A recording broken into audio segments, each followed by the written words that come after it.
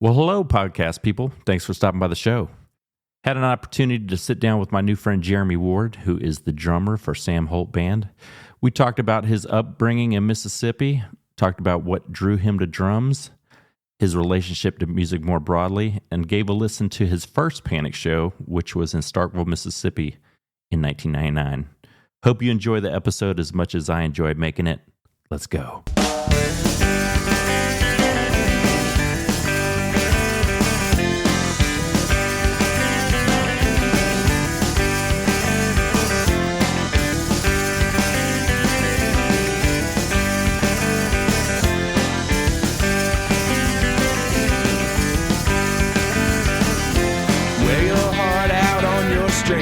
Sometimes act like you don't know.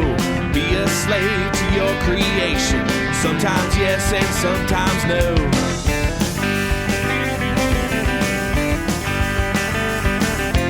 Only nervous in your hometown with Andy Griffith on TV. We'll race each other with our guitars. Change the channel just to see.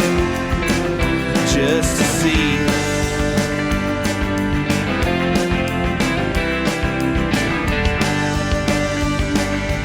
Kind of burned from everyone's excuses, and that crowd is always so game on, and the spigot is almost wide open, and the world fell down that day when you were gone.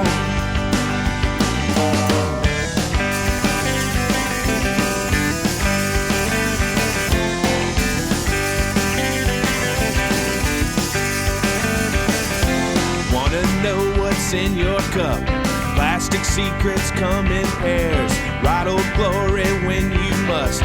Back to the cave of the Yogi Bear. Assemble the dots and flip the script. Connect the lines drawn in between. A dozen notes can feel so first time. Thoughts that sometimes can be seen. Can be seen.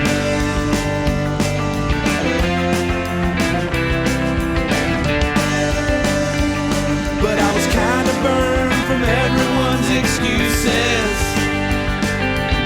and that crowd is always so game on, and the spigot is almost wide open, and the world fell down that day when you were gone.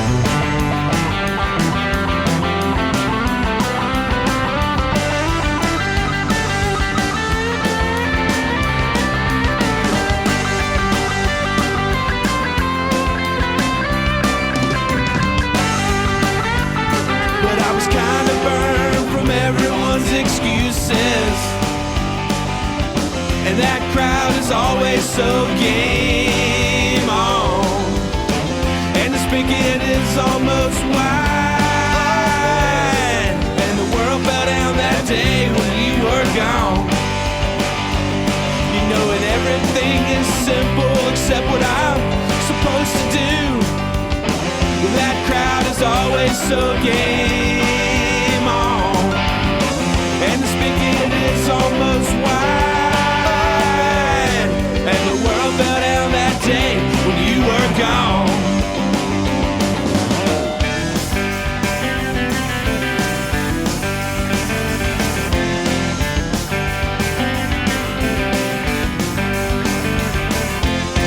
Well, man, it's good to talk to you finally.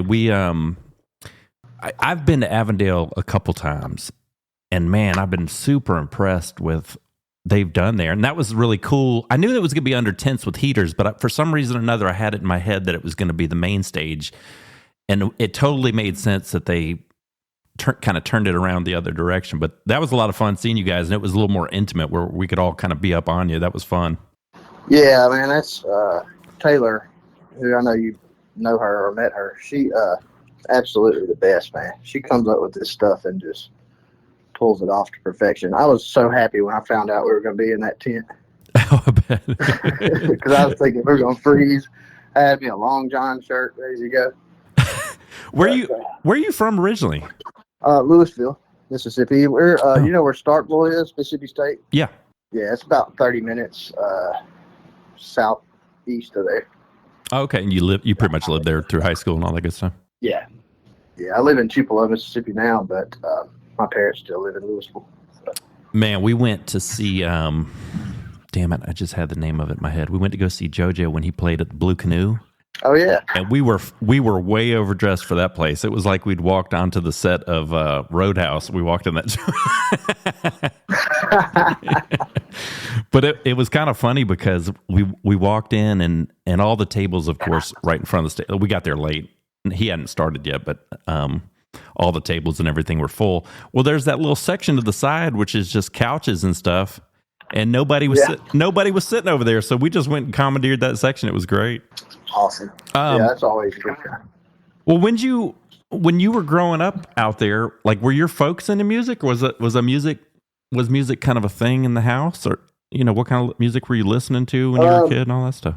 Well, my parents didn't really do anything in music outside of like church choir and stuff like that. But my best friend Ross Parker, who is our bass player in our band now, Sam Holt Band, grew up here as well.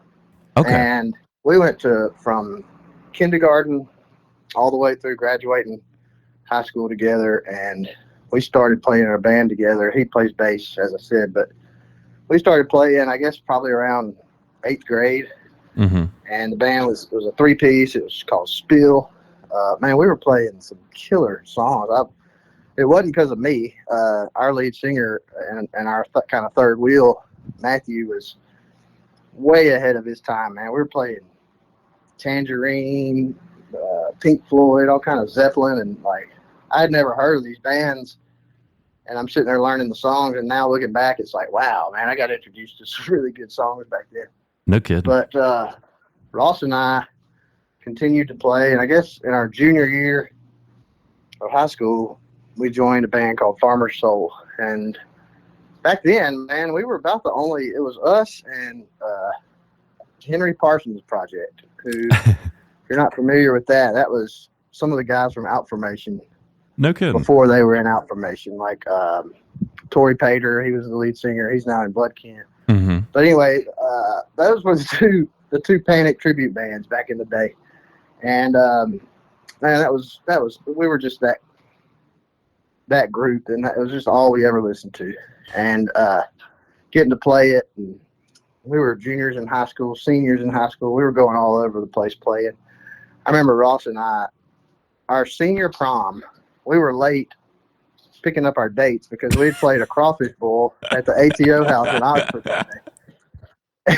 And it was just, I don't know, man, it was great. And we continued that band. Ross and I have kind of been attached at the hip. We're almost a package deal when it comes to bass and drums, but man, that's like the extent of my growing up, man, playing in my band, my little band as they called it, and lived on a golf course. So between playing music and riding around smoking cigarettes on the golf cart, that's about all I did. So. Did you play in the school band, or how did you find drum, or how did drums find you? I guess I should say. Well, it was the school band that made me kind of piqued my interest on the drums, but everybody in our little town, besides me, transferred from the public school to the private school in like the 2nd grade. So I was kind of stuck back in the public school by myself. Ross and everybody all went over there to the private school. It was kind of what people did, I guess, before going into middle school. Mm-hmm. And finally, in the 5th grade, my mom let me go and join all my friends over there. Oh, so we didn't have a band at our little school. We had, I graduated with 36 people. Oh, wow. So there, if you didn't play football, there wasn't really a whole lot for you to do. But listening to the band, my sister was the drum major in her high school band, and I was just obsessed with it. I could play all their cadences and learning all that stuff, trying to act just like them and all that. But it was very, very influential in my life, and I kind of wish that there would have been a way that I could have, played on the drum line or something like that. That's cool. So you more or less kind of just picked it up then, right? Yeah, pretty much. Every year for Christmas, I would get a new drum set, and these were the kids' ones. It's not like my parents were just like balling or nothing, but I would have them torn up usually within a week of getting them, tear the heads off of them, bust through them. But yeah, man, I had a really good upbringing. We got to play a lot of music and a lot of good friends. We were playing at the school dances and all that good stuff. So. Well, it's funny because coincidentally, that my best friend who I've been friends with, I guess since, let me see, I moved out to the country in 10th grade. So I lived in Athens forever, but then we moved out to Oconee County, which is like the outskirts of Athens. And the guy my best friend, Josh Love, played the drums just kind of here and there. Like he was kind of like, I don't know that he ever never necessarily did any lessons, but he just kind of liked to toy around on them like I do a guitar nowadays. I'm no good, but I love to mess around with it. He turned me on to Panic, and he gave me the Everyday CD, and that was my first exposure to Panic. And that was, that CD is kind of wild because it's like just the variety of songs on that CD kind of sucked me in. Just I think because wasn't it Pleas and like Henry Parsons on there picking up the pieces and all that stuff. Diner and Hatfield were on there. That was my Hatfield. So he would, now I'm a good steering wheel drummer. but he always kind of tuned my ear to Todd because just the way that he would, kind of, he had a rhythm egg and a couple congos and so I always appreciated the rhythm section of Panic, maybe more so than others. But when did you kind of get turned on to them and start listening to their stuff? How old were you? It was around probably 9th or 10th grade, and I'll be very forthcoming as to how it happened. My sister was at Mississippi State. She was in a sorority, and she was dating, like Greek fraternity guy. And in that Greek community, I was just getting to the age to where I was going and doing the parties and stuff like that. I had no business being there. Same. But I was there, and, man, it's all those fraternities listened to. It was just panic after panic after panic.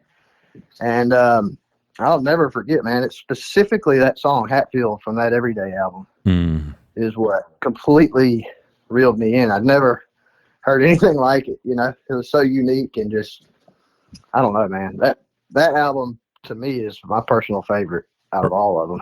Around what year was this where you were going to these parties you had no business at? It would have been 95, 96. Yep, that's something about like that. That's about the same time as I started listening. Yeah, I think it came out in 94, either 93 or 94. Okay. But and then shortly thereafter, it was when Light Fuse Get Away came out, and after that, I was hooked. When was the first time you actually saw them play? The first time that we saw them was 4/16/99. And that was in Starkville, Mississippi, at the Mississippi State Amphitheater.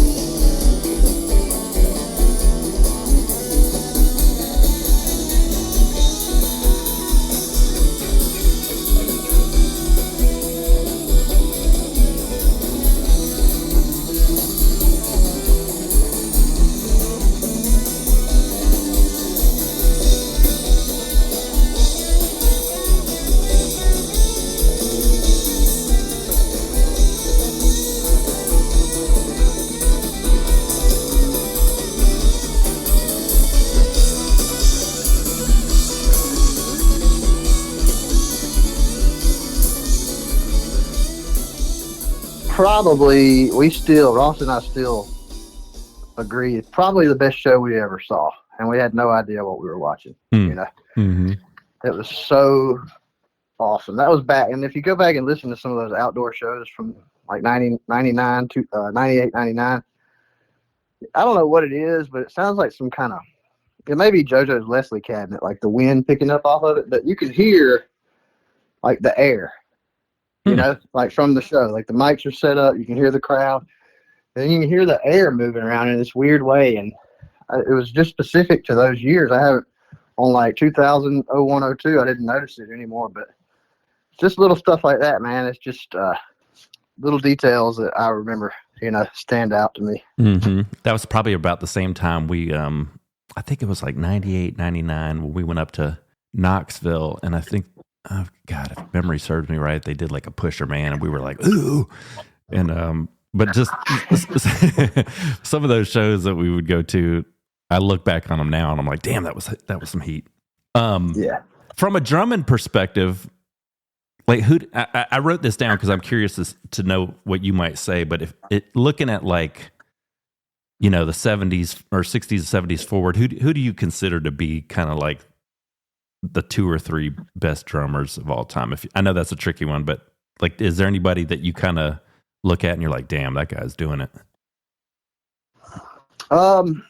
If you're talking from them forward, my personal favorite as far as like technical and just bringing it, you know what I mean? Like the type drummer that can solo, I guess, is Keith Carlock. He plays with Steely Dan. And man, that guy just takes over the show. And he's from Mississippi also.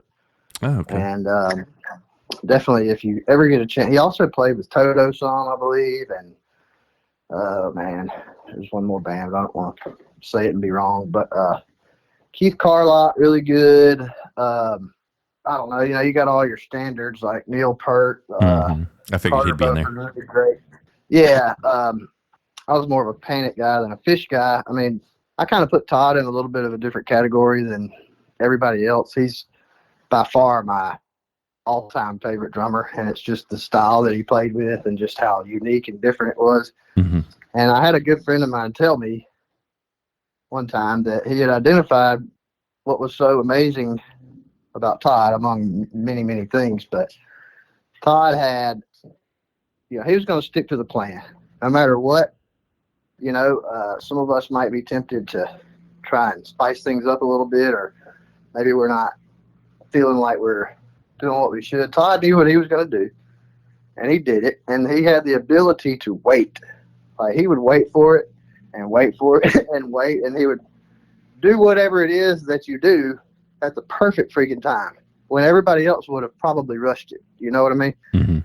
And yeah, I kind of put him in a class to himself, and I know that there's a lot of technically better drummers out there, but it's just kind of what I grabbed a hold of when I was younger, and it's kind of the style in which I tried my best to learn how to play the drums just because I liked it. Well, it's funny you bring that up because I've had this discussion.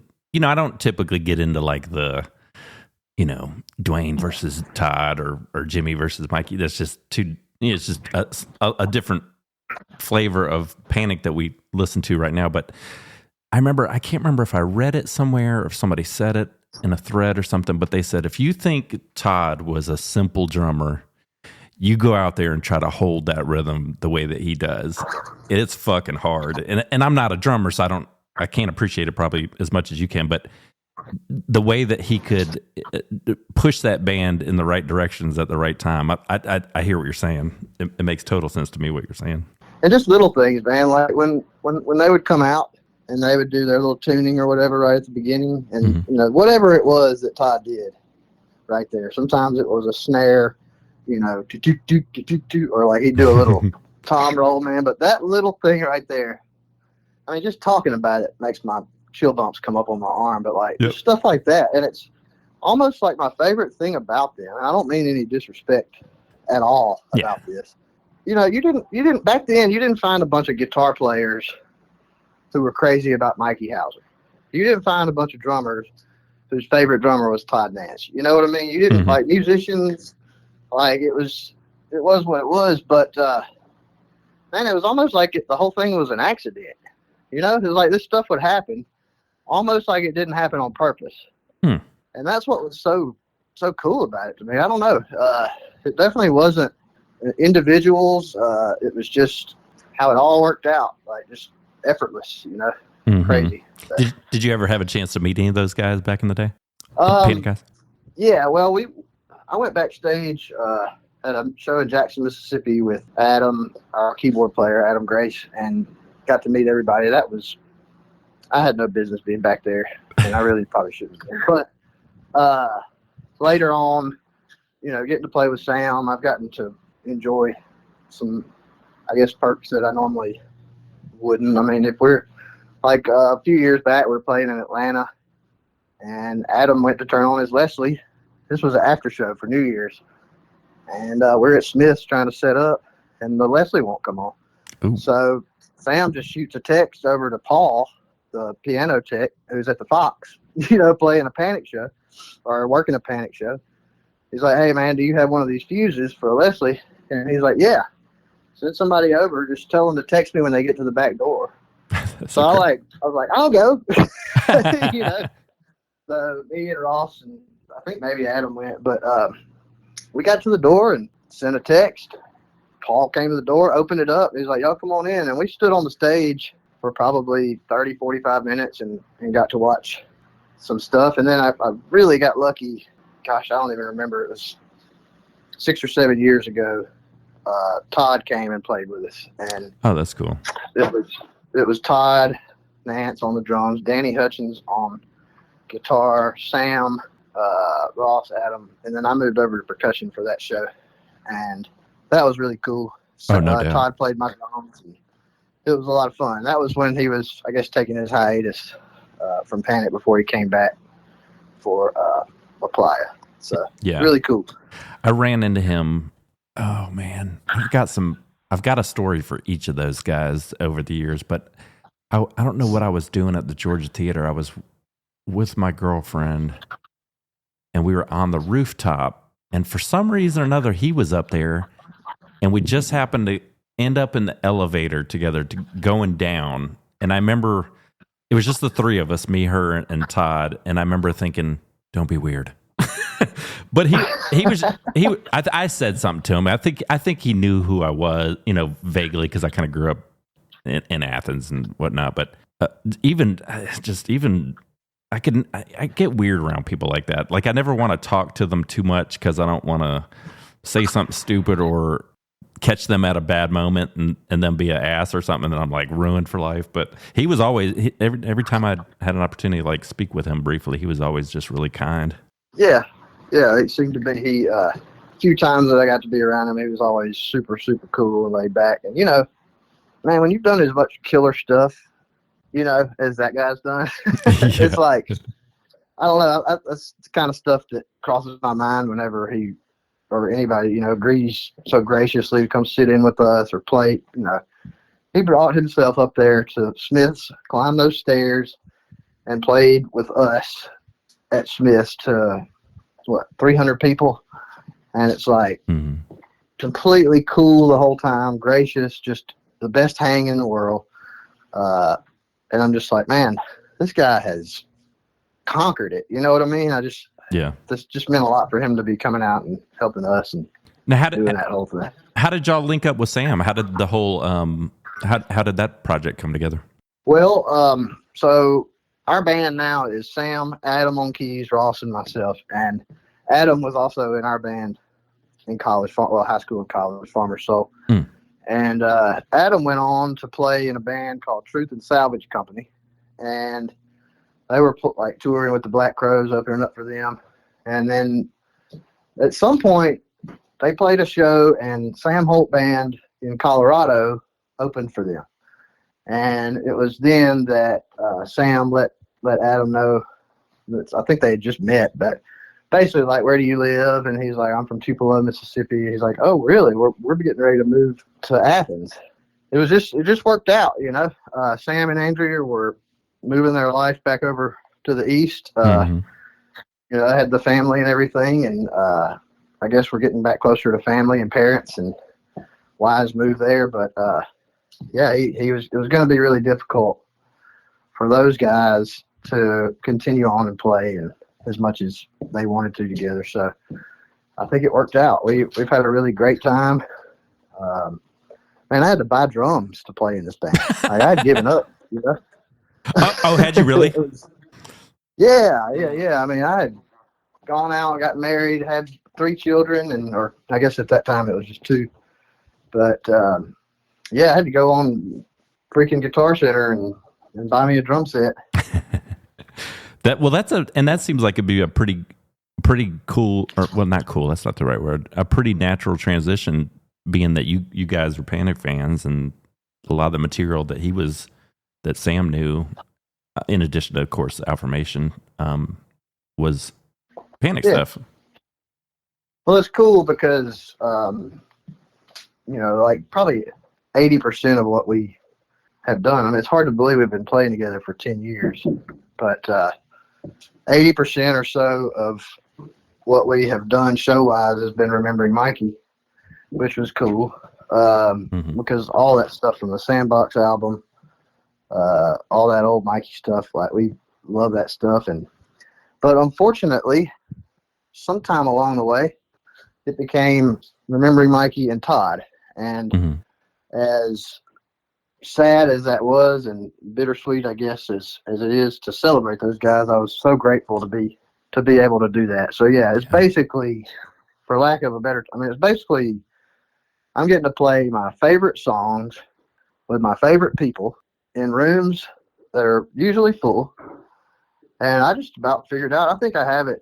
I think I'm probably in the top 2 percentile. I think most professional musicians would probably tell you, oh my God, I would love to have that.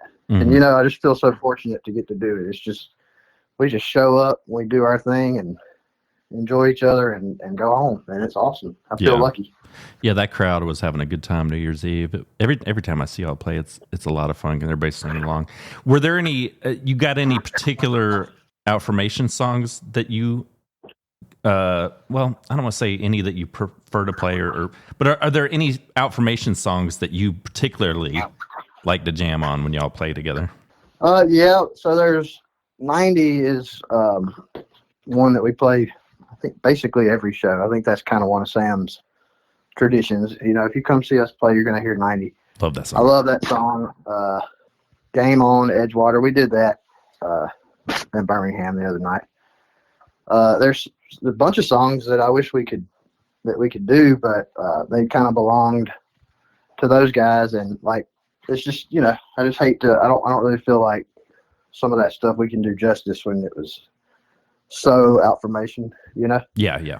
And so, we do everything that we can, and I really enjoy it. Y'all really smacked us in the face when you came out, and that first little encore, it wasn't China Cat, what was it? Shakedown Street? Shakedown. Everybody was like, wow! That was a lot of fun. Yeah, man, that was awesome. It was a great crowd, great night. Again, Taylor and everybody there at Avondale they know how to do it. Like the green room there. Did you go in there? I did. I had no business being in there, but I felt I needed to come say hello. Well, you can tell. They don't. What a great spot. Yeah, they don't mess around, I guess, the clean version. It's just, they have everything. Like, it's so great to be walking out for set 2 and look down and like, yeah, I guess I'll have a Klondike bar, and grab it. Walk to the stage. They got the golf simulator in the back. Oh, I didn't know that. Yeah, man, they got. Son of a bitch. They got everything. Yeah, it's really cool. They're doing it right, and they're continuing to build that. Like, they're building upward to make more. It's going to be one of those special spots. Yeah, it looked like, I didn't have a chance to ask Taylor about it, but I saw where they were building up in the back over by the bartenders and stuff. It looked like they were, somebody told me, and mind you, I'd had a few drinks, but somebody was telling me that could potentially be like a rooftop viewing area. Is that kind of what you? Yeah, I think the idea for it is to be like a rooftop VIP area. Okay, that's cool. They'll have access to like a private bar right there, and I can't even remember the night, like the tap room or something like that, sour room, all that stuff over there by the green room. They'll have access to that. That's fantastic. Are y'all ever? I know there's a little bit of distance between you, and you're not playing together all the time. But have y'all talked a little bit about maybe writing some new stuff for a new album potentially in the future? Or is that not on the radar right this second? It's not there right now. Not a studio album. We're working on a live album from our show at the Poorhouse last year. Well, I guess, it was last year. The August 10th, like the weekend we do the Mikey shows, the Mikey Data Passing weekend at 8:10. Yeah. We played, it was Charlotte at the Visualite, which is a really, really cool place. Charleston at the Poorhouse, which is the best place ever. And then Terminal. Finished it at Terminal West in Atlanta. You were there at Terminal West, weren't you? That's a cool little spot, too. I have yet to get to the Poorhouse, but everybody has awesome things to say about it.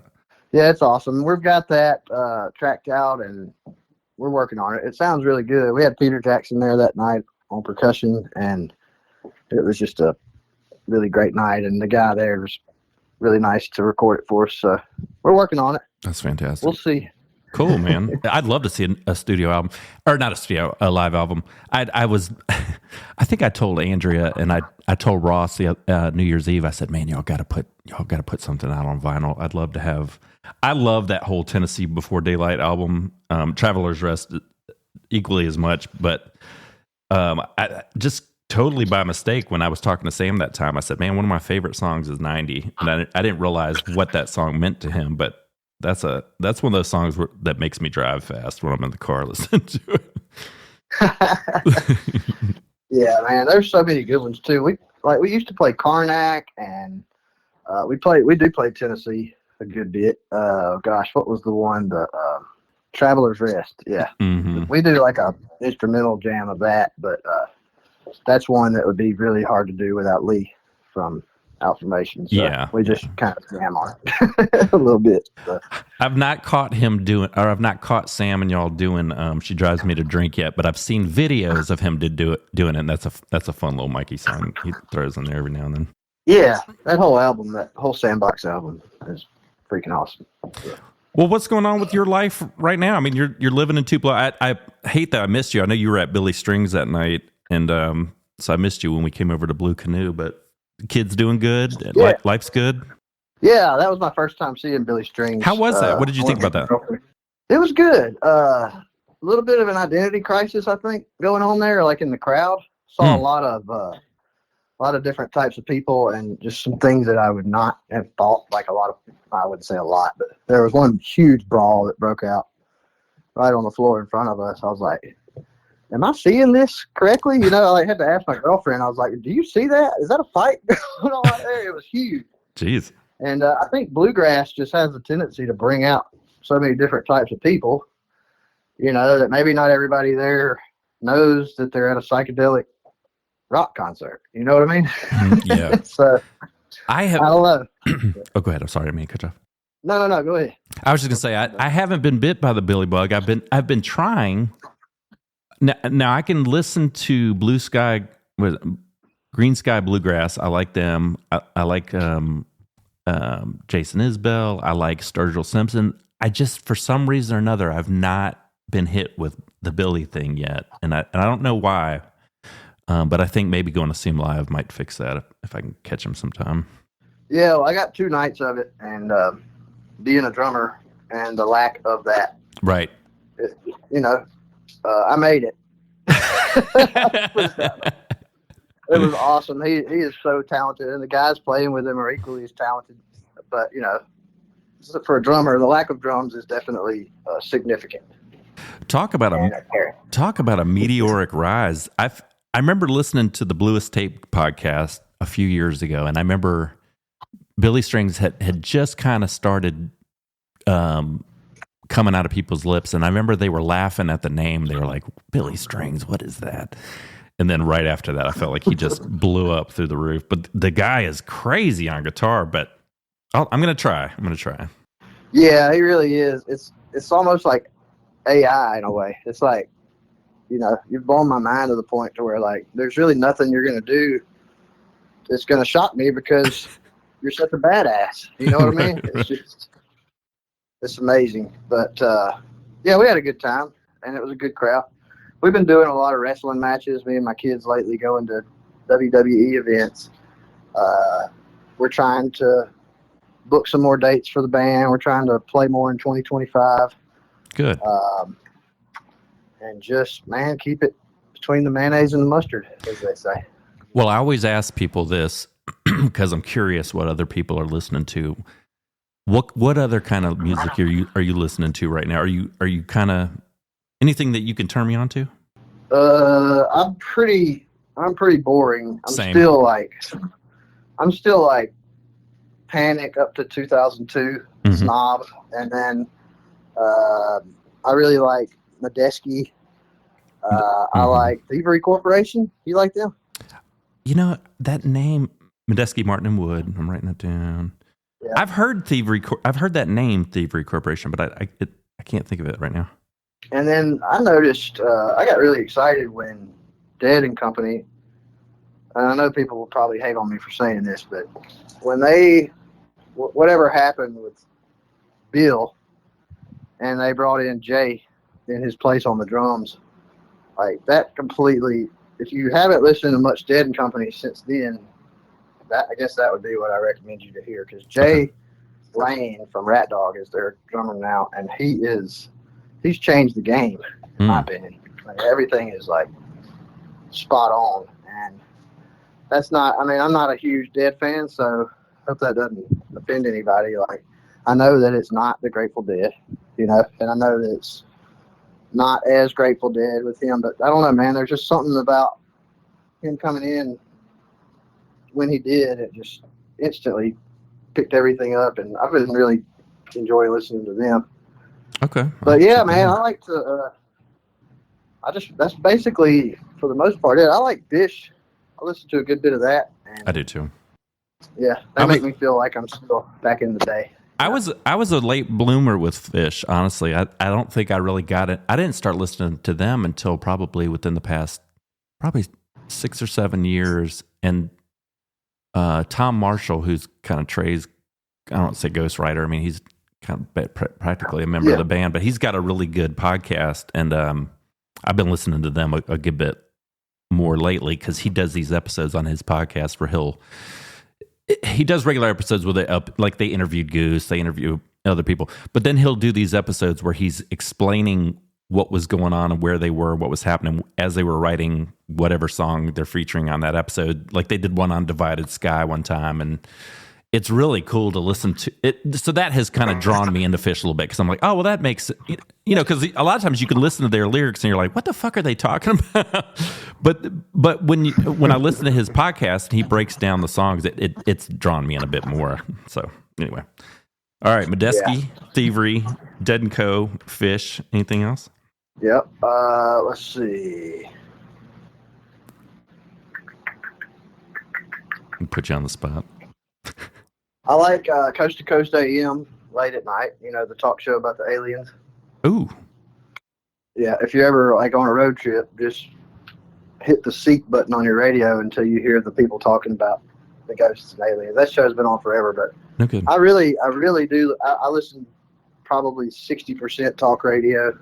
Okay. And then I'll do. I'm still like real nostalgic too. I like to go back and listen to Blind Melon a good bit. Mm-hmm. Stuff like that, Black Crows. I don't know, man. I think I may be stuck in the past. I'm the same way, though.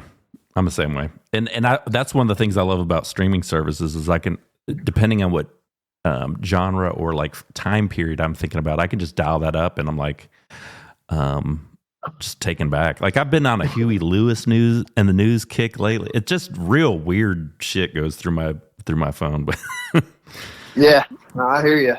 Sometimes I'll get like the summertime swimming pool vibe where they have the little radio out there and it's playing like Phil Collins and stuff. Yep. When I was younger, we've got a playlist devoted to that. The country club playlist and that's fantastic. All kind of good stuff. Well, man, it's really good to finally talk to you. We've been talking about doing this for a long time, and you and everybody in the band has been super kind to me, and I started to text Sam and ask him if he had any funny stories that I could throw up at you, maybe catch you off guard, but I didn't want to bug him. But I was going to try to, hey, you know anything embarrassing about Jeremy I could throw at him? But I didn't do it. Probably none that he could share. But man, I tell you, man, you've been, ever since I met you, you've been nothing but awesome, and it's been great getting to know you, and you've done stuff with us, and yeah, we appreciate that. And I appreciate what you're doing. I love your podcast. Oh, well, thank you. I think I was telling you, but as we were about to fire up the episode, I'm trying to pin down Eric Carter. I think he's going to be a fun interview, and from Bloodkin, for those that don't know the name. But I think part of the reason why I decided to do the whole thing was Mikey passing, obviously Todd passing. But then when Danny passed, I was like, man, somebody, like, there's some interviews out there with him and stuff, but I'm like, man, I wish somebody had gotten like a little more into like conversation with him, because he was such a prolific songwriter. I would love to like hear him just talk. But anyway, I appreciate the compliments. Very kind. Y'all have been good to me too, so thank you. Well, and just one little note on Danny. Yeah. Danny wrote a song, or I guess Bloodkin wrote a song. I'm assuming it was Danny. I don't know. He sang it. It was called Pruitt, and not related. We named our third child Pruitt after a family member, but I let Danny know that we named our kid Pruitt. I love that song. We played it with him a few different times. Interesting. And now we still play Pruitt, and that's one of my favorite songs that we play, and it is a sick song. So Pruitt? Pruitt. ITT. I'm going to have to look it up. I haven't heard it. Yeah, it's really good. It's, I feel, the only reason I know this is because of the words. I don't know who Greg Pruitt is, but apparently he played for the Cleveland Browns. It's about him. Oh, okay, cool. Well, man, I'll give you back some time for your evening. I'm so glad and thankful you give me a little bit of time. It was great to finally get to know you a little bit better. We've caught each other in passing, and I didn't get to talk to you a whole lot New Year's Eve, and so I've been dying to ever since. So I appreciate it, Jeremy. Man, I appreciate you having me, and take care. Holler if you need anything. I definitely will. I'll call you later. All right, man. All right, see you, brother. All right. Yeah, bye.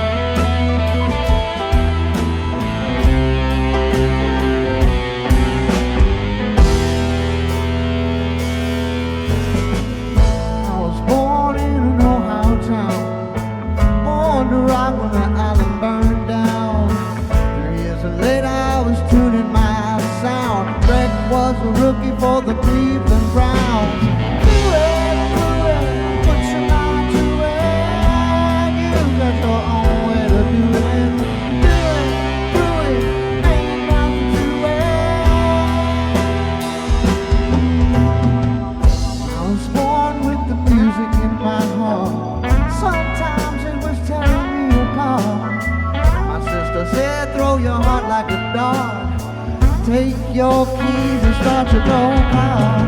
Do it, put your mind to it. You got the only way to do it.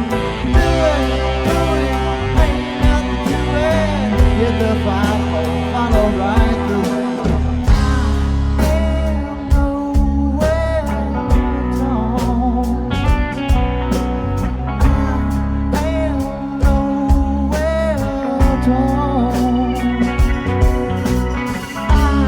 I am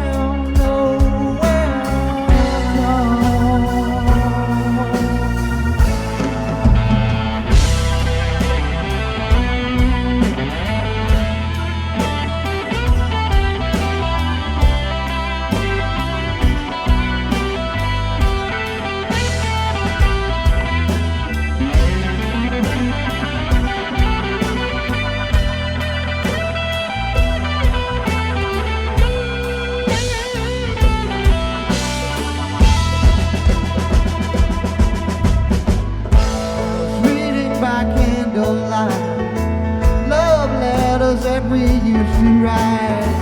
We broke each other's hearts, that's alright.